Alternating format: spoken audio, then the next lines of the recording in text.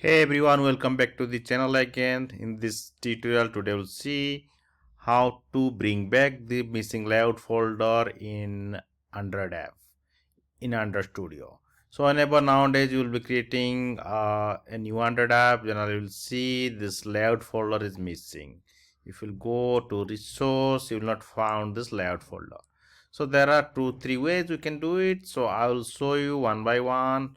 So first is like in the existing created application, how can we bring back the layout folder? So with activity underscore main or some .xml, this files, how can we bring back? So right click on it, click on new, then go to xml, then click on layout folder.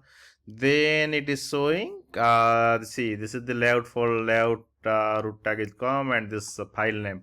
What will be the xml file name? You can tell activity underscore main. Now finish. Now see, now activity main, activity underscore main is back.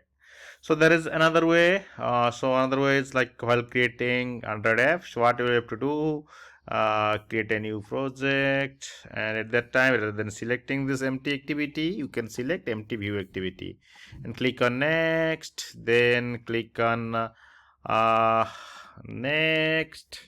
You can finish.